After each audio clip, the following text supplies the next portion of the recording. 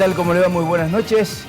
Nueva edición de Al fin y al cabo por Canal C de Cablevisión, como es habitual los martes en nuestro nuevo horario a las 22 horas. Temas para hoy. Vamos a hablar de los hold-up, naturalmente, que ha sido uno de las noticias de la semana, el discurso del presidente. Hace pocas horas nada más que el presidente de la Nación emitió su discurso inaugurando la Asamblea Legislativa, la Asamblea Legislativa inaugurando las sesiones ordinarias. Vamos a hablar si la venta de los derechos posesorios tiene legitimidad o, aún teniendo la escritura, es un instrumento ilícito si tenemos en cuenta las condiciones en las que se toma. Y vamos a hablar naturalmente de la toma de deuda de la provincia, de la reforma política que propone el gobierno provincial con legisladores de la oposición. Auspicios, cuando regresemos, Alfredo Blanco hace su análisis económico, hacemos un comentario sobre lo que dijo el presidente hoy y comenzamos esta edición de Al fin y al cabo.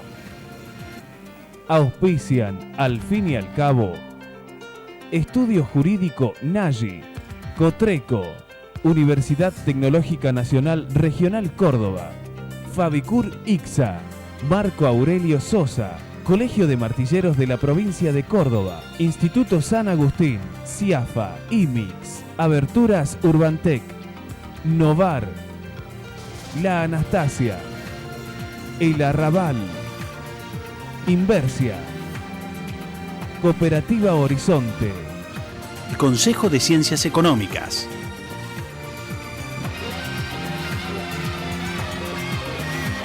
Al fin y al cabo que se repite los miércoles y los domingos a las 22 horas. Se llegó a un acuerdo directamente con los holdouts. Ahora hay que ver cuáles son los pormenores de todo eso. Si definitivamente es una situación favorable a la República Argentina, algunos economistas hablan que esto podría darle cabida al país en materia de créditos internacionales o que alguien se interese a partir del año 2017. La pregunta es qué vamos a hacer hasta el año 2017, teniendo en cuenta que se insiste mucho en la necesidad de los créditos internacionales para tratar de sostener o de eliminar la emisión monetaria, uno de los factores incidentales, según el gobierno, de la inflación. Pero también habló el presidente de la Nación. Vamos a los auspicios de Alfredo Blanco. Cuando regresemos comenzamos a desarrollar este espacio económico.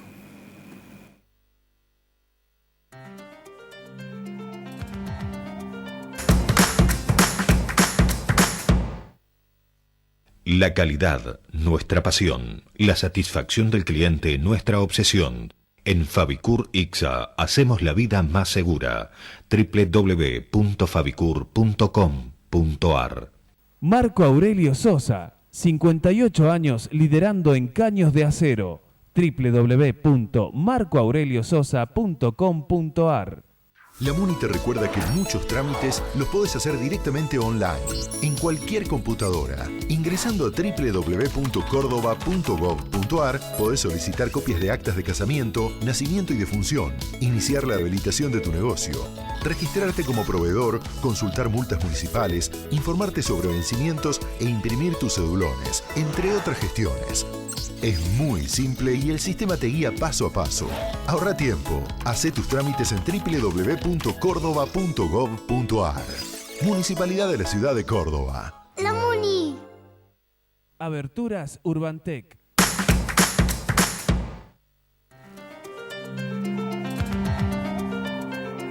Bien, Alfredo, ¿cómo te va? ¿Qué tal? ¿Cómo estás, Ricardo? Semana importante desde el punto de vista económico, ¿no? Sí, sí. Bueno, de hecho, el discurso del presidente tuvo una parte muy significativa vinculada a la visión que el gobierno tiene de la situación económica y de lo que recibió de la gestión de la presidenta Fernández de Kirchner, ¿no? Así es. Digamos, no hubo demasiadas cosas nuevas en relación a eso.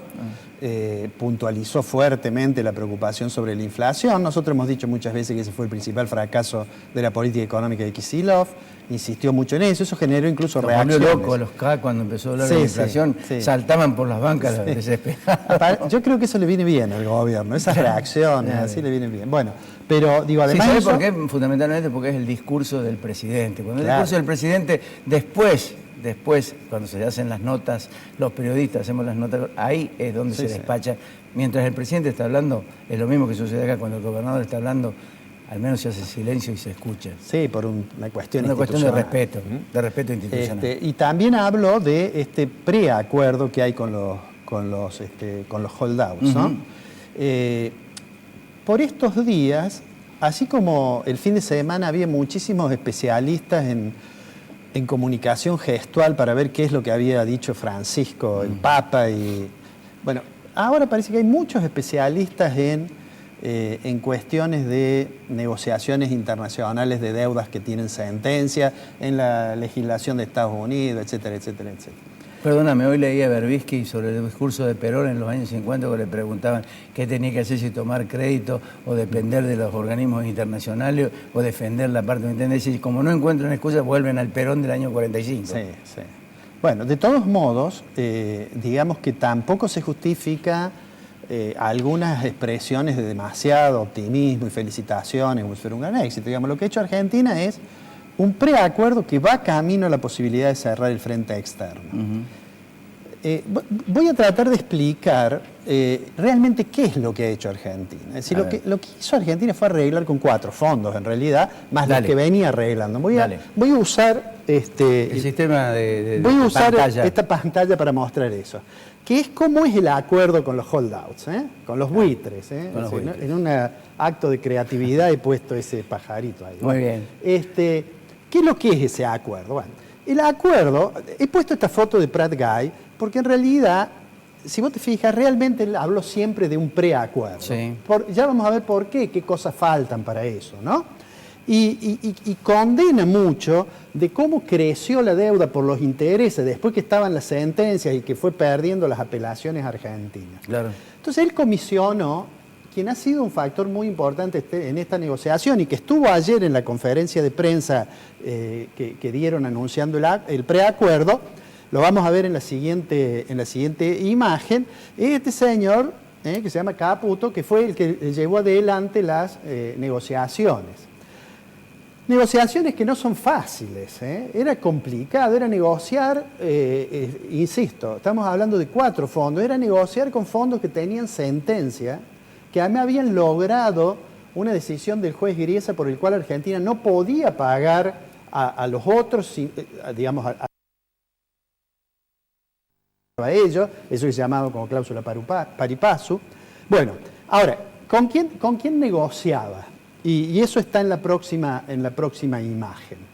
Negociaba con este señor que es Paul Singer. Paul Singer, en realidad, es el que administra un fondo que se llama NML, que está dentro de Elliott Management, y es una persona con mucha experiencia, de una crueldad notable para negociar con los países que entraron en default, y tiene en su haber varios éxitos, digamos, entre comillas. O sea que era una negociación bastante complicada, y yo diría que todos esperábamos que iba a llevar un poco más de tiempo.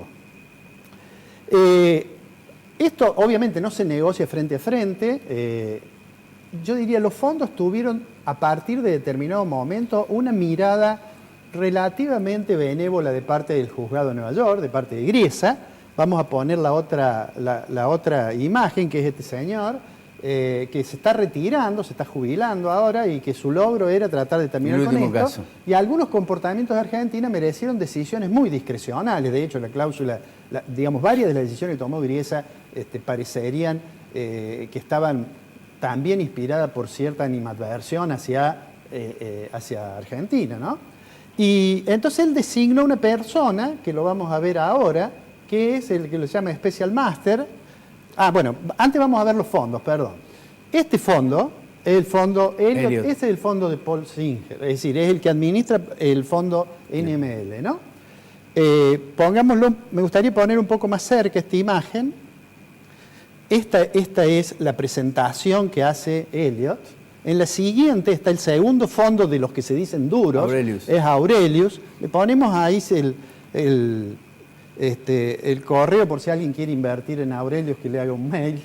El tercero, que es Davison Kempter, es este, y el cuarto fondo es Brad Bridge, que acá explica a qué se dedican, que son líderes en manejar inversiones, que dan retornos más o menos seguros, etcétera, etcétera, etcétera.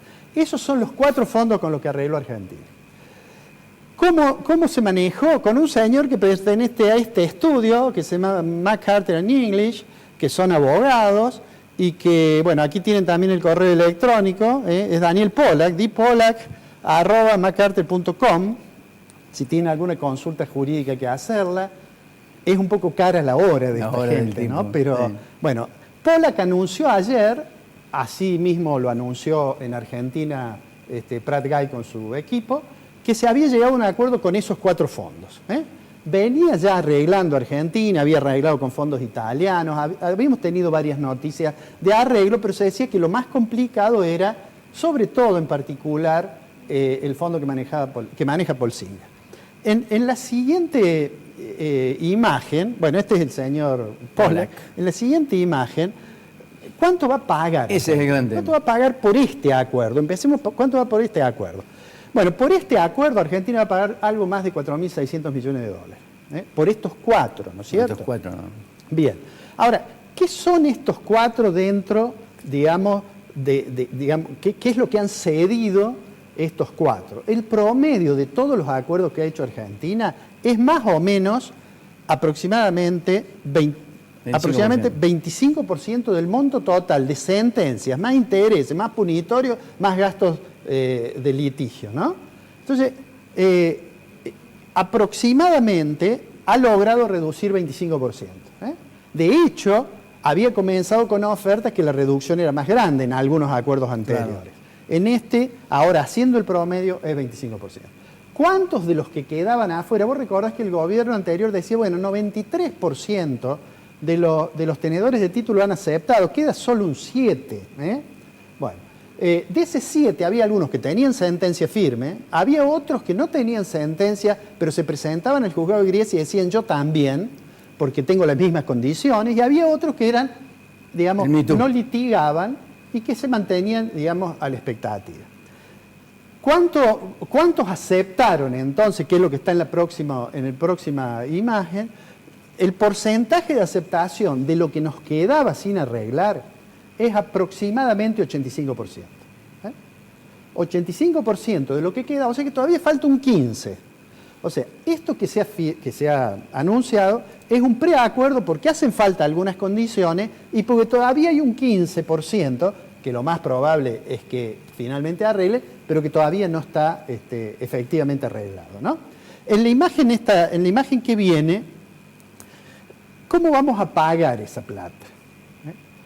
Digamos, Argentina tendría básicamente 3 opciones. O usa reservas, algo que hizo en el pasado, o emite un bono y le dice, mire, le doy este bono, o le paga en efectivo colocando los bonos previamente. Bueno, ayer Prat Guy dijo que reservas no se van a usar. No se van a usar. Es lo primero, esto no se va a usar. Bonos, no se va a pagar en bonos, ya vamos a dar una explicación por qué. Y lo que va a hacer el gobierno va a ser emitir, y esa emisión, con el efectivo que recaude, va a pagar a esta gente con la cual La diferencia entre el segundo y el tercero es la tasa de interés. Bueno, veamos primero. La diferencia entre el primero y el segundo es que Argentina tiene reservas relativamente escasas y no parecería muy prudente porque probablemente eso generaría expectativas complicadas con el tipo de cambio. Colocar un bono a los fondos, que es una cosa que en un momento dado, Singer, el que maneja NML, dijo que estaba dispuesto a aceptar un bono. Claro, lógico. Lo que sucede es que si él acepta el bono al precio, hay 2 efectos que ocurrirían. Uno, lo aceptaría a un precio menor. Si el precio es menor, la tasa de interés implícita es más alta. No sé si soy claro con eso. Si yo pago 10 pesos sobre 100, pero después el bono lo consigo a 50, quiere decir que esos 10 pesos sobre 50 es el 20%, no el 10%. Entonces, para no perder eso, el gobierno ha decidido decir, no, yo voy a emitir un bono distinto, no va a ser uno, y lo voy a colocar en el mercado. Como todo el mundo va a saber que Argentina está saliendo del default, en realidad ese bono no va a tener un precio demasiado bajo. Y me voy a ahorrar eso que perdería si le pagara con bonos a los tenedores. Vamos a la siguiente, o sea que con reservas no, con bonos no, y vamos a pagar con efectivo. Digamos, Como dijo Pollack ayer, en dólares y verdes. ¿Cómo van a ser esos bonos que va a colocar el gobierno? Bueno, vamos rápidamente a decir. Los va a colocar con intervención de bancos, seguro. Sí. Va a haber más de un tipo de bono, que van a tener, primero porque pueden estar nominados en moneda distinta, y segundo, porque seguramente va a tener distintos plazos y distintas tasas, y va a generar ahí la posibilidad de colocar para distintas opciones para maximizar la captura de fondos en el mercado. Y casi seguro esos bonos van a tener, como tienen todos ahora, esto que se llama cláusula de acción colectiva, que una vez hablamos, y que es aquello que dice que si un país entra en default, su deuda soberana, si una mayoría calificada acepta una reestructuración, el resto no tiene derecho a hacer cuestiones judiciales. Una cosa parecida a lo que ocurre cuando una junta de acreedores en una quiebra de una empresa aprueba una determinada forma de pago, ¿no? Entonces, seguramente esas van a ser las características de los bonos. Veamos la siguiente. ¿Cuánto debería emitir? Y acá hay una cuenta grande, sencilla, que es, si el monto total que Argentina defaultió, es decir, los 9.000 más los punitorios, más, según dijo el gobierno, llega a 20.000, en realidad, y suponiendo que en promedio vamos a pagar 25% menos, entonces acá lo que nosotros deberíamos emitir serían 15.000 millones. Ayer Prat Guy dijo, o alguno de los que está con él, no recuerdo, que es probable que solamente emitan 12.000 millones. 15.000 millones es mucho dinero, ¿no es cierto? Puede llegar a incluso afectar la cotización de los títulos. Una cosa que pasó cuando Argentina le colocó los títulos a Chávez, a Venezuela, los vendían y eso le pegaba en la cotización de los otros títulos argentinos, ¿no? Bueno, vamos entonces a la siguiente cuestión. ¿Qué es lo que falta para cerrar el tema del frente externo? Lo que falta es lo siguiente. Primero, hay dos leyes que va a haber que derogar. Una es la que se llama Ley Cerrojo. Esta es la ley que hizo La Abaña en la primera reestructuración para decirle a los holdouts, digamos, en ese momento a los tenedores de deuda defaulteada, usted entra ahora o no cobra nunca más. Esa ley se suspendió por un tiempo y después en el 2014 sacaron la ley de pago soberano, que fue decir, voy a cambiar el lugar de pago. Recordá que se lo pasaron a Nación, fue cuando hubo problema con el banco que tenía pagador porque Griesa le congeló los pagos. Bueno, esta ya suspendió durante un tiempo, pero esta también van a tener que modificarla. Con estas condiciones parecería que Griesa dejaría sin efecto la restricción que tiene de pago sobre Argentina, de los bonos argentinos, ¿no? Eso, digamos, restauraría eso y se llama stay. Y bueno, y por supuesto falta que se emitan y se coloquen los bonos, y seguramente falta también que ese 15% finalmente ingrese.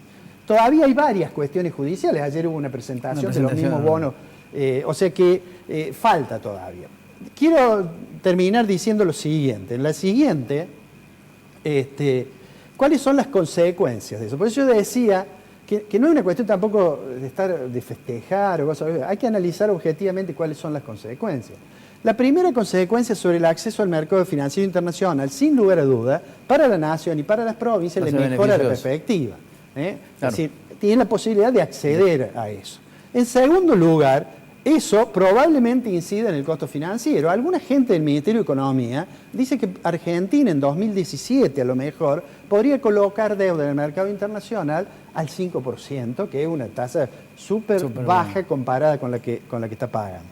Y en tercer lugar, sobre el ingreso de capital extranjero, sobre esto yo quisiera decir una cosa. Primero, puede ingresar capital financiero, seguramente, sí, pero hay que ver si van a ingresar capitales para inversión, ¿no? Es decir, el gobierno con este procedimiento puede ser gradual para ajustar las cuentas públicas, por ejemplo, porque tiene un financiamiento.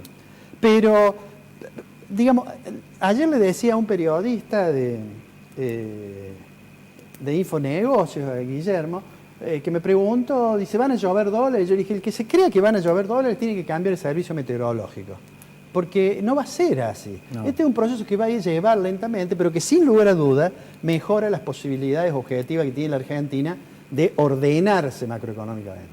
Ahora, esto puede servir de soporte para que la política económica transite con un poco más de tranquilidad y que las decisiones pueden ir acomodando una economía tan desordenada como la que le tocó asumir al actual gobierno, ¿no es cierto? Bueno, y de esto mismo habló Macri, obviamente. Dijo, se hace con responsabilidad y no con retórica. Claro, yo creo que eso es importante. De alguna manera le apuntó al Club de París, al arreglo que hizo con el Club de París el gobierno de Néstor Kirchner, haciéndole mención de que se negoció rápido. Se negoció rápido y con poca... Pero de todas maneras, eso, digamos, la razón por la que se llega a esa cifra es por decisión política y no económica. No, sin lugar a dudas. Y la resolución además final, lo hemos dicho acá, además el éxito de la política económica, además de la racionalidad que tenga, de la consistencia interna de las medidas, etcétera, etcétera, tiene el prerequisito de la construcción, digamos, de un consenso político fuerte, porque de lo contrario, si no, es muy difícil que la economía resuelva lo que la política no puede. Así es. Nos encontramos la semana que viene. Nos vemos la semana que viene. Dale, cuando regresemos hablamos concretamente sobre qué significa la venta de los derechos posesorios. Ya volvemos.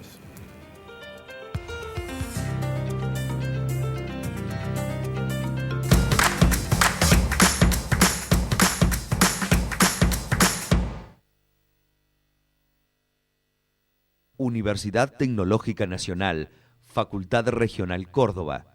Más de 60 años comprometidos con la ingeniería. Estudio Jurídico Nagy. Contactos al teléfono 428-3480. Inversia Mediterránea de Inversiones, SRL. Horizonte informa. Hoy, Cooperativa Horizonte adjudica la vivienda social número 10.000 sin depender de créditos ni subsidios, sino únicamente del esfuerzo de los asociados, que son ustedes, debidamente organizados, con un correcto sistema y honestamente trabajado. Ahora bien, ¿por qué alguna gente está dispuesta a un esfuerzo sostenido, continuo, sin bajar los brazos, hasta llegar a un objetivo y otro no lo está? ¿Qué se necesita para hacer un esfuerzo? Yo creo que lo primero es tener objetivos claros y segundo, apostar, poner un gran sueño tras de ese objetivo. En mi caso particular es también, obviamente, siendo yo el fundador de la cooperativa, todo un orgullo, es un objetivo, es un logro. Pero no porque soy una persona demasiado especial. Yo soy hijo de dos trabajadores comunes y silvestres, cuyo máximo esfuerzo en la vida fue poder llegar a la casa propia. Y les costó muchísimo. Después de eso, pasó el tiempo, llegaron mis 23 años, me recibí de contador y seguí desarrollando todo lo que sea el tema de la vivienda social. Justamente el tema de la vivienda social, porque yo soy un hombre de perfil social y llegamos a la casa 10.000. Lo tenemos absolutamente merecido porque nos precedió un objetivo fijado en la vida, un fuerte sueño apostado tras ese objetivo y todo un esfuerzo sostenido y sin bajar los brazos. Les voy a pedir el más fuerte aplauso que ustedes hayan brindado a alguien. Beatriz Paz Amanda, adjudicataria número 10.000. Vamos, Beatriz. Todos los aplausos, toda la fuerza para Beatriz. Horizonte, los pies sobre la tierra. Instituto San Agustín, IMIX, CIAFA, Sistema de Autorización y Provisión de Medicamentos Oncológicos, certificación normas ISO 9001. Capacitate en FUEL y alcanzá el éxito profesional. Si usted es un profesional en ciencias económicas, aunque trabaje en relación de dependencia, debe matricularse en el Consejo de Ciencias Económicas.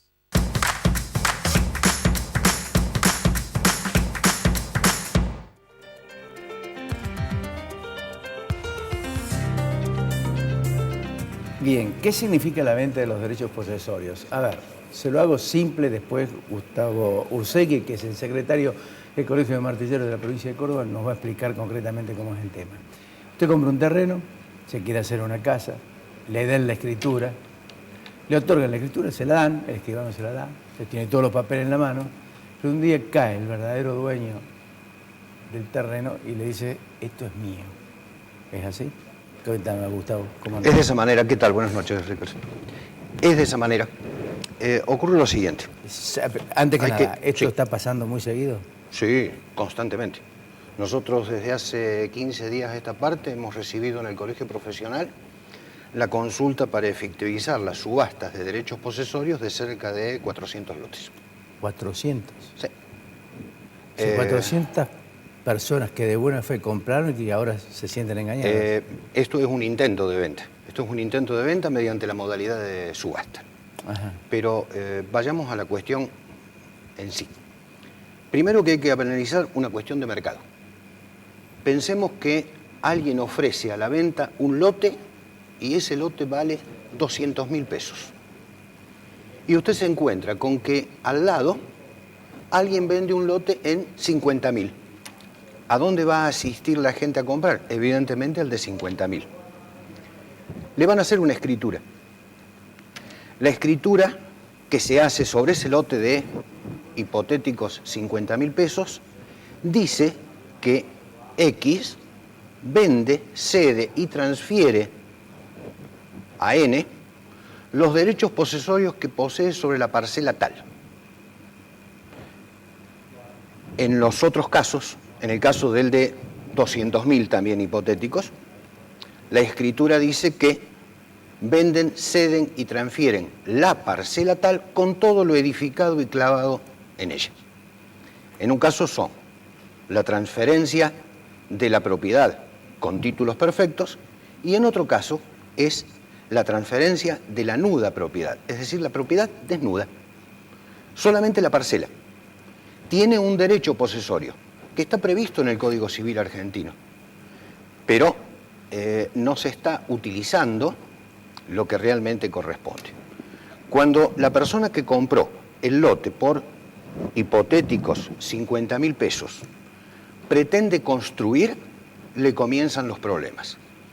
Porque ¿qué es lo que le transfirieron? Los derechos posesorios. Tiene que iniciar el juicio de usucapión para tener allí los títulos perfectos de esa propiedad. Mientras tanto puede aparecer el legítimo dueño y comienza un litigio que puede llevar años. El caso más concreto se está dando sobre los lotes que se venden hoy baratos porque la gente accede al crédito del plan Procrear. Claro. Accede, le entregan la escritura, se presenta ante el plan Procrear y le dicen no.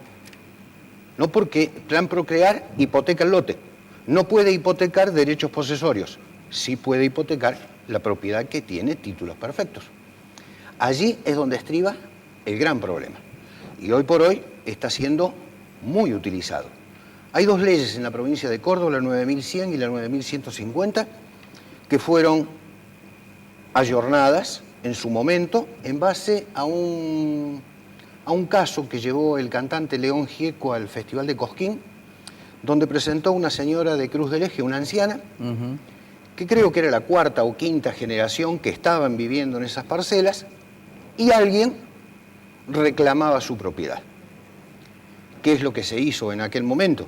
Y con buen criterio, defender los derechos de esas personas que a lo mejor ya era la cuarta o quinta generación que estaban en el lugar. La ley no prevé tiempos. Entonces, ¿con qué nos encontramos hoy? Principalmente en las zonas serranas de la provincia de Córdoba. Alguien va, ocupa un lote, lo alambra, lo limpia y lo pone a la venta. Previa declaración en el registro de poseedores de tierra, que son los que prevé la ley 9150. Automáticamente lo vende, y lo vende muy barato. En realidad no le costó más que el alambrado y a lo mejor un empleado que puso para limpiar la parcela. Y hoy lo está vendiendo. ¿Hay mucha inmobiliaria detrás de este negocio? Inmobiliaria, digo, escribanos, etcétera, etcétera, porque imagino que deben estar todos involucrados. Me voy a permitir separar un poco al escribano. Escribano. Hay inmobiliarias que sí lo hacen. Hay un caso concreto, hay una empresa Remax, por ejemplo, que tiene a la venta lotes que son derechos posesorios. Lo hace a través de diferentes operadores que se dedican a la parte inmobiliaria, que no son martilleros y corredores públicos registrados en nuestro colegio, y proceden a la venta. En el colegio 9445. Ah, de la ley 9445. Efectivamente. allí están registrados y ellos producen en algunos casos las ventas. En el caso de Remax, que trabaja bajo franquicia, no tenemos nosotros ningún colegiado que esté trabajando para ellos. Entonces, ¿cuáles son las diferencias entre martillero y corredor? La diferencia entre el martillero y corredor, y tengo que volver nuevamente al Código Civil, no son demasiadas. El martillero interviene en la venta de los bienes que son puestos bajo su órbita, que puede ser en el ámbito particular o en el ámbito judicial. Cuando lo hace en el ámbito judicial, lo hace como auxiliar de justicia y produce la venta de los diferentes bienes. En el caso particular del corredor, interviene en la compra-venta de todo tipo de bienes que existan en el país. Eso lo dice el Código Civil. Usted fíjese, Ricardo, que prácticamente es la misma tarea. Y volviendo un poco a 9445, desde hace casi 8 años a esta parte, se pretende dividir la profesión. ¿Ustedes abogan para la división? Bajo ningún aspecto. Nosotros venimos hace más de 9 años luchando contra esto. A raíz de tu presencia, días pasados me llamó, yo no recuerdo bien el apellido, Carlos, que es un martillero, creo que martillero judicial, que es síndico de ambos colegios, no sé cómo es el tema, el síndico de algo así me dijo. Dice, hay una confusión, o usted tiene una confusión, me dice. El corredor no puede vender propiedades. Bien. En primer lugar, debo aclarar lo siguiente. El Colegio Profesional, Ley 7191, al cual tengo el orgullo de pertenecer, no tiene síndicos. Que yo conozca, el otro colegio, Ley 9445, tampoco lo tiene. Razón por la cual creo que aquella persona que llamó, titulándose como síndico de ambos colegios, evidentemente ha mentido. Está bien. Así de simple. No voy a usar el eufemismo de decir faltó a la verdad. Mintió directamente. No hay síndicos en ninguno de los colegios que yo conozca, mucho menos en el nuestro, por supuesto. Gustavo, ¿hay elecciones internas dentro de Nosotros tenemos elecciones el día 11 de marzo, de 8 a 18, en sede central y todas las delegaciones. ¿En todas las delegaciones de la provincia? ¿Cuántas listas compiten? Competimos 2 listas. Una que mis colegas me pidieron que yo representara como candidato a presidente, y hay otra lista en la cual hay otro colega que representa sus intereses. ¿Cuáles son las propuestas? ¿Las propuestas nuestras? Sí. Las propuestas nuestras son muy simples. Primero, seguir en esta lucha por la no división de nuestra profesión, que ya lleva cerca de 9 años. Pero ustedes hicieron un amparo en Villa María, ¿no? Se comenzó con un amparo en Villa María. En aquel momento el señor juez de primera instancia, el juez Flores, declaró la inconstitucionalidad de la ley. Por supuesto, sufrió las apelaciones respectivas. Hoy por hoy tiene vigencia. Hay cuestiones de fondo que todavía no han sido tratadas. A punto tal no han sido tratadas que, en mi caso particular, al igual que el de otros colegas, estamos funcionando para la actividad inmobiliaria bajo amparo. No creo que haya ningún juez capaz de otorgar un amparo para que podamos ejercer nuestra función si aquella otra ley tuviera plena y absoluta vigencia. En el caso particular mío, yo ejerzo como corredor público y hago la actividad inmobiliaria por 2 razones. Primero, que no lo tengo prohibido porque puedo intervenir en la compra-venta de todo tipo de bienes. Y segundo, porque ni en mi caso particular ni en el colegio que represento vamos a permitir que se nos minimice la profesión. A mí no me pueden decir que solamente voy a vender inmuebles. La carrera del martillero y corredor público me prepara para la compra-venta o la intermediación en la compra-venta de todo tipo de bienes, no solamente inmuebles. Inmuebles a lo mejor les conviene a algunos. En nuestro caso nos interesa cubrir la totalidad de las ramas que tiene nuestra profesión. Nuestra profesión es un árbol, martillero y corredor público. Tiene ramas. La rama inmobiliaria, la rama judicial, la rama de remates de hacienda, la rama del perito tasador. Cada una de esas ramas pertenecen a un mismo tronco, que es el martillero y corredor público, y no vamos a permitir que la divida. Incluso sobre la ley 9445 nosotros tenemos presentado y tiene estado parlamentario la derogación de una ley tan nefasta como la 9445. Me quedé pensando también en eso de los derechos posesorios. ¿Dónde puede ir la gente que tiene una deuda del colegio?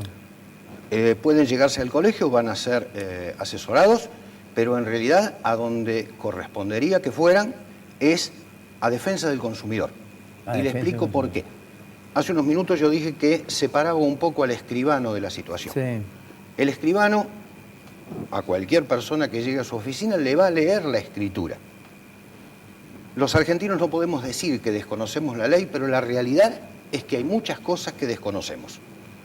Cuando a alguien le leen en la escritura, como le dije antes, que X le vende, cede y transfiere sus derechos a N sobre la parcela tal, esa persona muchas veces piensa que ya está terminado, claro, que tiene la escritura, cuando en realidad lo que le están vendiendo es un juicio a futuro.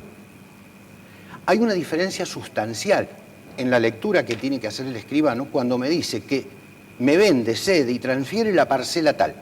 No todas las personas conocen esa diferencia y en muchas ocasiones se engaña a las personas con esa situación. Por eso le indico la posibilidad de defensa del consumidor. Gracias, Gustavo. Gracias por venir. Ha sido un gusto, como siempre, Ricardo. Me quedé pensando en ese tema.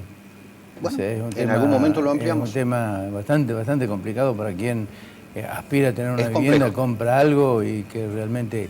hay un dato. ¿Qué pasa con los remates en la justicia? Los remates se realizan en tribunales. Sí. ¿Tenés idea de algo con respecto a eso? De que ¿Sobre qué se manejan a través de Internet. Hay en este momento la subasta electrónica que ha sido aprobada por el Tribunal Superior de Justicia de la provincia. Está dentro de sus atribuciones aprobarla. No ha contado con nuestro pleno beneplácito, pero la realidad es que ¿Por qué no ha contado con el pleno beneplácito? Porque entendemos que la subasta debe responder a sus principios. La subasta en el Agora, sí, en la plaza, sí, se hacía, y tal como nos indica la ley, a viva voz y con la presencia de quien es el rematador y los posibles interesados en la compra. En el caso de la subasta electrónica, eso no ocurre. Las personas van haciendo la postura, tienen que estar primeramente registrados y luego se adjudica o no la compra a alguien en particular. ¿Hay algún negocio detrás de eso? Desconocemos si hay algún negocio. Consideramos que la publicidad a través de la página electrónica debería ser manejada de otra manera. Gustavo, gracias de verdad. Al contrario, gracias. Ya volvemos con los legisladores Juan Pablo Quintero y Liliana Montero.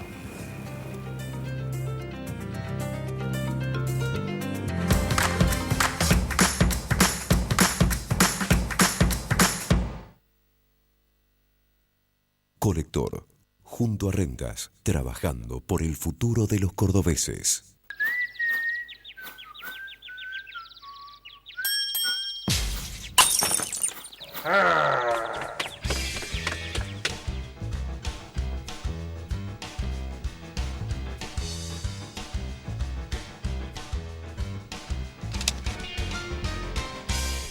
Defensor de los derechos de las niñas, niños y adolescentes de la provincia de Córdoba. República de Chile sin número, Parque Sarmiento, Córdoba. Teléfono 0351 598 7620 al 25. Aberturas Urbantec.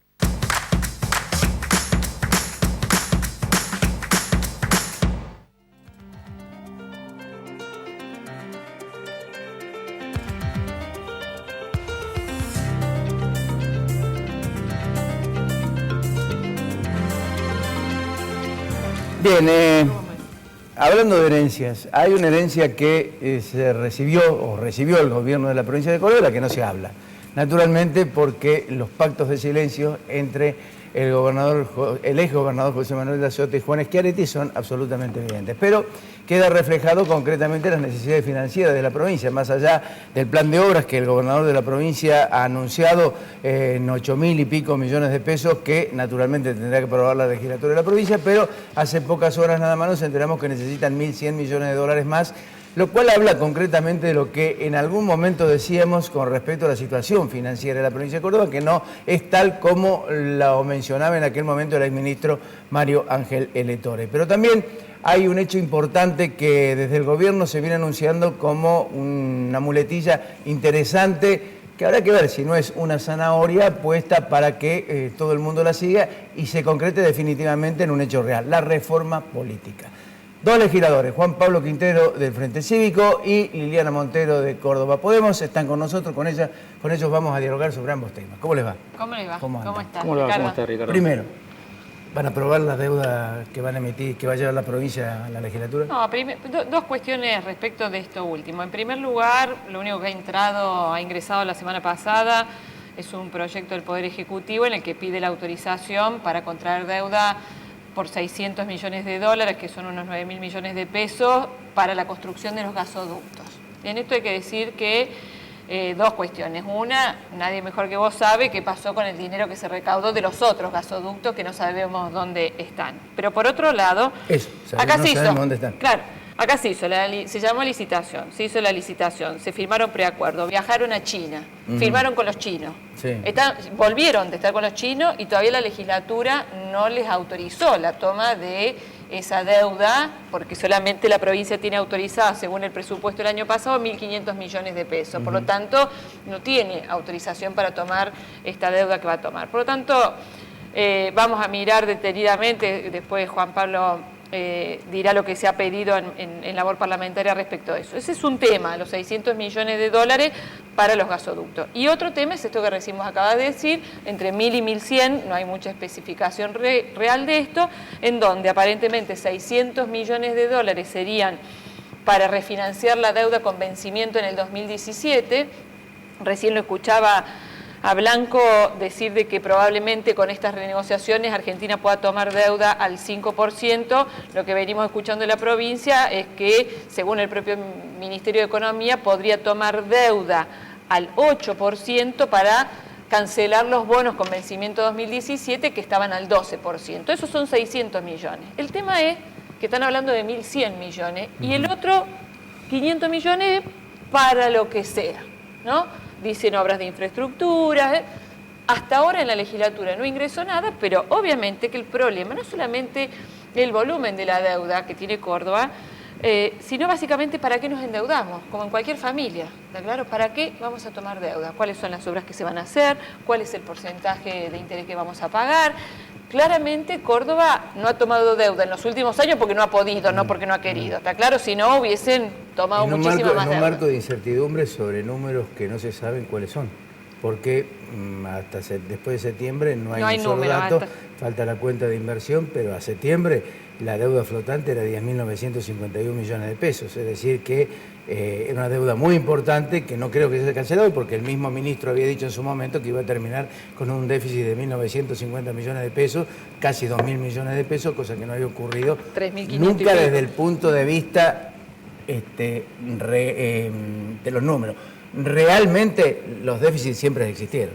Sí, yo quería agregar a lo que decía Liliana, que hay cosas que son muy poco claras y lamentablemente, bueno, estoy con dos personas que tienen muchísima más experiencia legislativa de la que tengo yo, que apenas tengo 4 o 5 sesiones, y la verdad que yo siento muchas veces que nos llevan como un chico al parque, porque nos dan un expediente a las 12 del mediodía y la chicharra, cuando empezamos a leer, la chicharra del recinto ya está sonando para que vayamos a aprobar expediente como esto, ¿no? Una obra pública de 600 millones de dólares, que por otra parte también lo queremos ver atentamente, y a lo que se refería Liliana es que nosotros le planteamos en labor parlamentaria la semana pasada a los legisladores del oficialismo que nosotros queremos ver detenidamente esos expedientes de los gasoductos, por muchos motivos.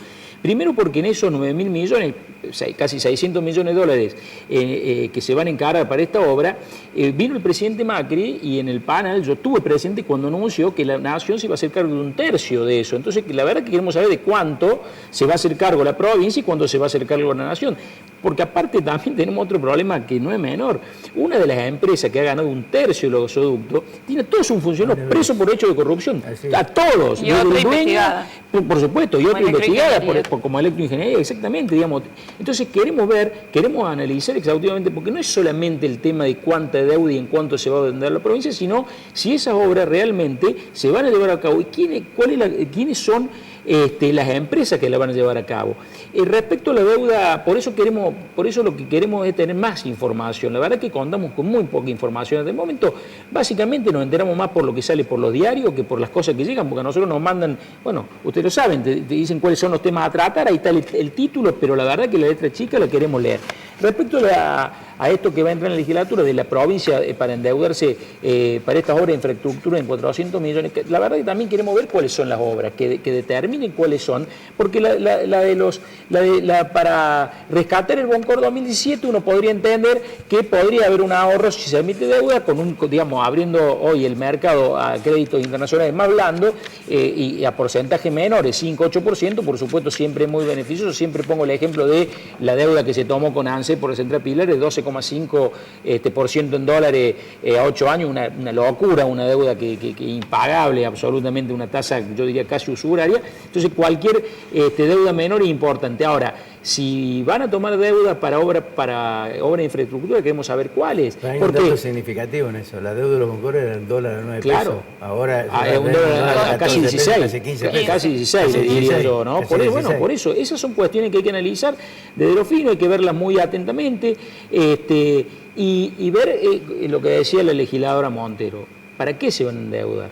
Claro. Digamos, tomar deuda, ¿para qué?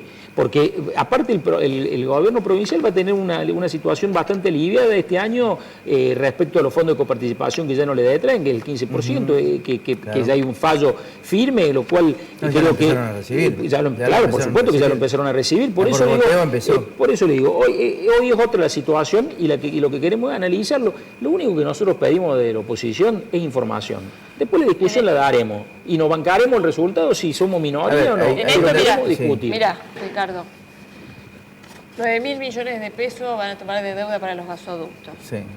10 hojas es el expediente que ingresó a la legislatura para que nosotros aprobemos que tomen deuda por 9.000 millones de pesos. Este es el expediente de los gasoductos de Córdoba. Obviamente, que lo que dice Juan Pablo está más que claro, vos sabés, porque hemos estado acostumbrados, en donde no solamente acá está en cuestión Odebrecht, sino que está también Electroingeniería, que también tiene una denuncia con el fiscal anticorrupción que lo cajoneó. Sí, inclusive con un exhorto pedido al fiscal anticorrupción que nunca lo mandó, parece que lo perdió. O sea que hay por lo menos 2 empresas que están sospechadas de estar incursas en una trama de corrupción muy importante con alcance mundial. Y hay un dato significativo sobre el pasado. Esto no quiere, sí, el ingeniero Arias. Hay un muerto, el ingeniero Arias. Esto no quiere decir... Producto también de Neuwen, sociedad con Martín, como es en aquel momento hombre del gabinete de Schiaretti, perteneciente al gabinete de Schiaretti. Lo que tiene que estar claro es que no es que hay una objeción a que se lleve adelante una obra de infraestructura absolutamente necesaria para los cordobeses, una obra que ya muchos vienen pagando, porque se ha pagado ya muchísimo en términos impositivos por el tema de los gasoductos, sino que pareciera ser que es incompatible hacer una obra pública con la transparencia. Y esto no puede ser incompatible. Además hay un fondo de gasoducto que está en los ingresos no impositivos, que se fue recaudando paulatinamente durante todos los últimos años. Y yo no sé si vos recordás que en un determinado momento el ministro Letore fue contundente en una reunión de labor parlamentaria, donde explicó que esos fondos habían sido destinados para otro fin. Sí, van todos a este fondo común, a rentas generales, que termina, y que inclusive en la última ley de presupuesto que aprobaron vuelven a ratificar esta metodología. Hay un montón de fondos que además no son coparticipables, es decir, que no van a los municipios.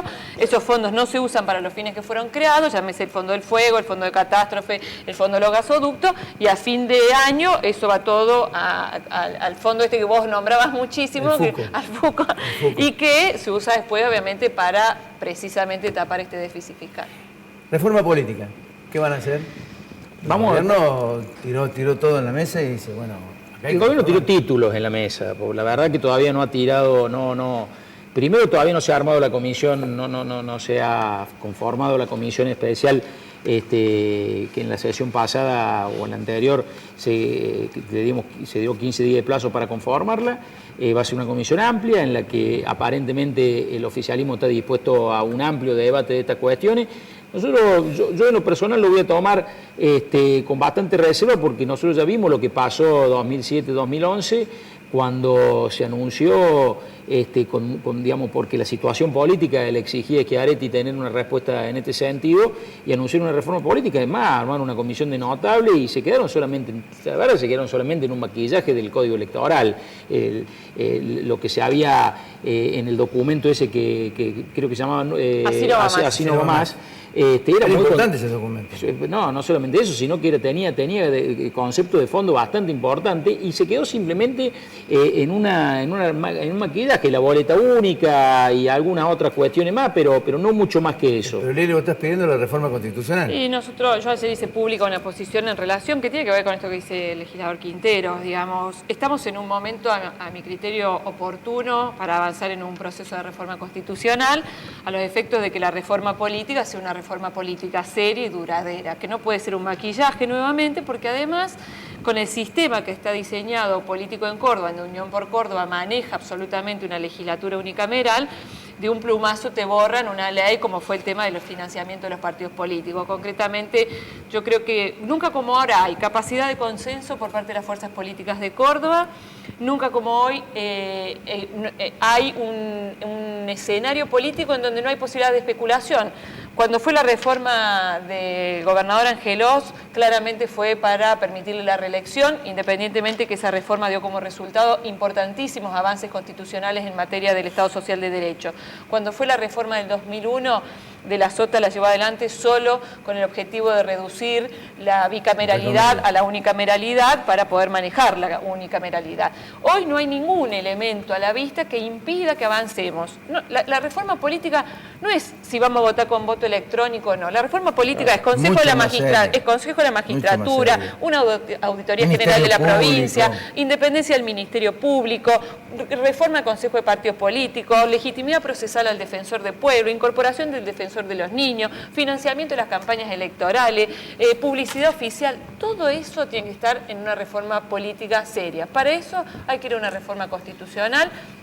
Nosotros vamos a seguir proponiendo esa alternativa si en verdad se quiere avanzar en un proceso serio, tomando como base lo que produjo esta comisión de expertos que se llamó Así no va más. Ayer hablaba con algunos constitucionalistas, en donde mucho de lo que estamos nosotros, o lo que planteaba ya en este artículo de opinión, está contenido en ese libro, ¿no? Sí, yo creo que básicamente la discusión tiene que centrarse en eso. Si nosotros vamos a quedar solamente en los títulos de que vamos a la boleta electrónica o a unificar las elecciones de los intendentes y jefes comunales de interior, o vamos a impedir la reelección indefinida, son cosas que ya me parece que van de suyo. Eso ya no se puede permitir más, porque hasta es contrario a la Constitución provincial misma. Ahora, si nosotros vamos a empezar a hacer una reforma política para ver cómo empezamos a hacer más igualitario un sistema que es absolutamente inequitativo con los municipios de intendencia, me parece que ahí sí podemos empezar a hablar de otra cuestión. Si vamos a ver cómo va a repartir los recursos una provincia que va a pedir federalismo a Buenos Aires, pero que en Córdoba no lo tiene, ahí sí vamos a estar discutiendo en serio. Bueno, esas son las cuestiones que nosotros queremos discutir, y no solamente los títulos. En los títulos estamos siempre bárbaros, siempre vamos a estar de acuerdo en una reforma que avance hacia una mejor calidad institucional. En la reforma del año 2001, cuando se hizo creer que era un gran avance institucional la unicameralidad, la experiencia está vista que no, que en realidad ha sido un retroceso, por lo menos desde mi punto de vista. No sé si habría que volver a otro sistema, no, pero por lo menos nos demos la discusión, discutamos qué instituciones queremos, qué poder legislativo queremos y qué poder judicial queremos. Que Córdoba tiene un gran problema institucional. Claro, por supuesto. Recuperar ese problema institucional, de la división de poderes exista realmente, hay que encararlo en serio. Totalmente. O sea, no se puede encarar superficialmente, ni con parches, ni A ver, con... yo le voy a decir a ustedes dos que han sido dos legisladores que han tenido este inconveniente. Nosotros podemos encarar algo en Córdoba sin a ver, porque es algo con lo que hemos chocado, inclusive yo, de la oposición.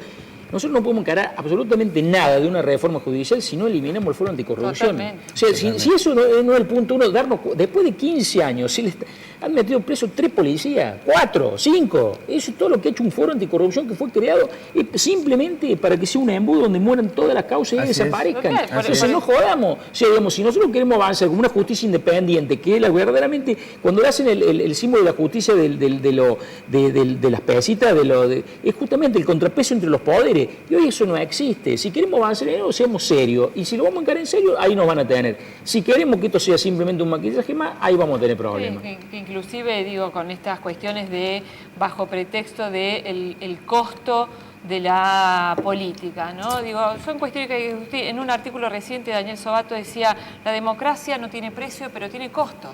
Digamos, y esto es así, la democracia no tiene precio, pero tiene costo. Después de 30 años de democracia, mejorar la calidad institucional es esto. Es decir, a ver, ¿puede la provincia de Córdoba seguir generando fondos que no son coparticipables? No. Eso es parte, eso debe estar en la Constitución. Es decir, no hay posibilidad de que haya un fondo que no sea coparticipable. Se eliminaron muchos costos de la política. Lo que no se eliminó fue el costo más importante, la corrupción. Así es. Y mientras siga habiendo corrupción, la calidad de vida de los cordobeses va a bajar y el costo de la democracia va a parar al bolsillo de algunos pocos. Pero mire, si hay corrupción, es pura y exclusivamente porque no funciona la justicia. Si funciona la justicia, no existiría. El problema es la impunidad. El problema de la corrupción es la impunidad. Porque la corrupción va a existir. También lo estamos viendo, esto no solamente digo, es una cuestión de Córdoba, nacionalmente también pasa. Acá son todos leones cuando se van del poder los otros. Mientras están en el poder, acá no metemos. Yo siempre digo lo mismo, la justicia siempre es oficialista. Vos tenés que ver. Ahora lo citan a todos. Dice, la justicia se va a hacer Macri. No, la justicia es oficialista siempre, siempre. Muchachos, gracias. Gracias, nos vemos. Ya volvemos.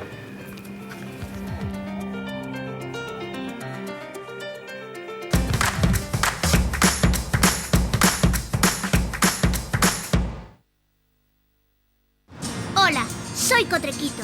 Quiero darte unos consejos. No arrojes residuos en la calle. Usa los cestos papeleros. No tires residuos en terrenos baldíos. Y los días feriados no saques la basura. Recordá que mantener esta ciudad limpia depende de todos. Ciudad limpia, ciudad mejor. Cotreco, higiene urbana. www.cotreco.com. La Anastasia, buena comida, 24 de septiembre 1035, Barrio General Paz.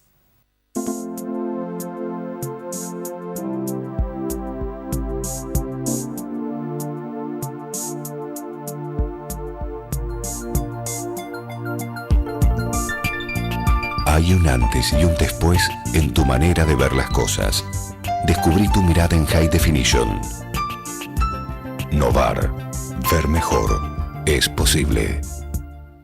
Restaurant Concert El Arrabal, Belgrano 899. Arte, calidez, sabor y tango.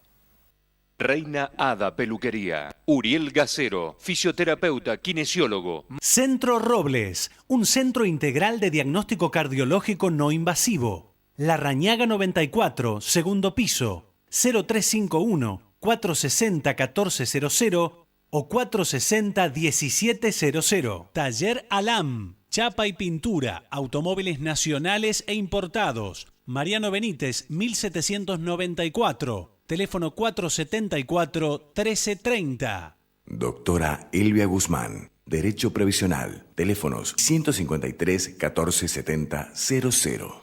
Carnicería Sal Si Puedes. Carnes, pollos, cabritos, lechones. Avenida Belgrano 136.